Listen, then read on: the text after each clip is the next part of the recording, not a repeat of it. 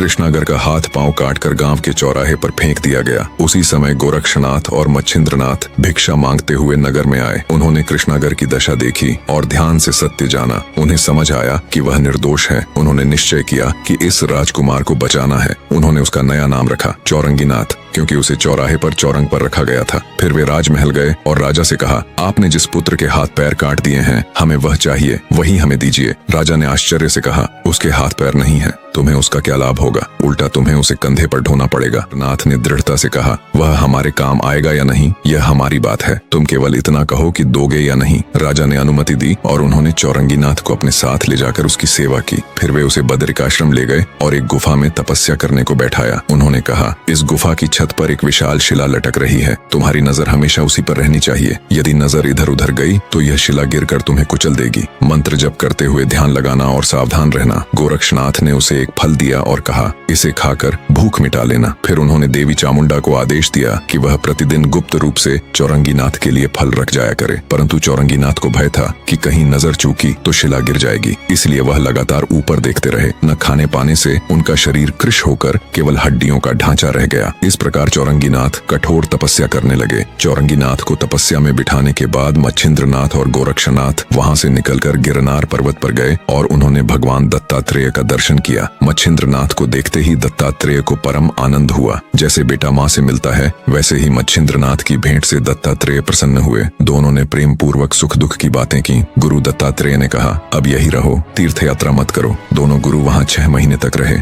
बाद में जब मच्छिंद्रनाथ ने कहा, हम जगत के उद्धार के लिए जन्मे हैं, एक जगह स्थायी नहीं रह सकते, तब श्री दत्तात्रेय ने उन्हें तीर्थ यात्रा की अनुमति दी। गुरु शिष्य वहां से काशी की ओर चल पड़े और घूमते फिरते प्रयाग पहुंचे। उस समय प्रयाग में त्रिविक्रम नामक राजा राज्य करता था। वह पराक्रमी, विद्वान और धर्मनिष्ठ था। उसे सब प्रकार के सुख प्राप्त थे, पर संतान न होने से वह दुखी और उदास था। साधु संतों के प्रति उसकी विशेष श्रद्धा थी। उसके राज्य में कोई भी याचक या दुखी नहीं था। प्रजा सुख शांति से रहती थी। उसकी पत्नी रेवती रानी अत्यंत पतिव्रता और आज्ञाकारिणी थी, परंतु संतानहीन होने से वह भी खिन्न रहती थी। इसी बीच राजा की आयु पूरी हो गई और वह परलोक से धार गया। राज्य में हाहाकार मच गया। रेवती रानी शोक सागर में डूब गई। सारी प्रजा विलाप करने लगी। उसी समय मच्छिंद्रनाथ और गोरक्षनाथ प्रयाग नगर में आए। स्थिति देखकर मच्छिंद्रनाथ के हृदय में दया उमड़ी। उन्होंने राजा की आयु की जांच की तो पाया कि वह ब्रह्म स्वरूप में विलीन हो चुका है, अतः पुनर्जीवन संभव नहीं है। यह सोचकर वे नगर से लौटने लगे, लेकिन गोरक्षनाथ का मन इतना व्याकुल हुआ कि वह मच्छिंद्रनाथ के साथ जाने को तैयार न हुए। नगर से बाहर एक शिवालय था। दोनों वहां रुके। पास ही श्मशान में राजा का शव अंतिम संस्कार हेतु रखा था। गोरक्षनाथ यह देखकर व्याकुल हो गए और मच्छिंद्रनाथ से राजा को जीवित करने का आग्रह किया।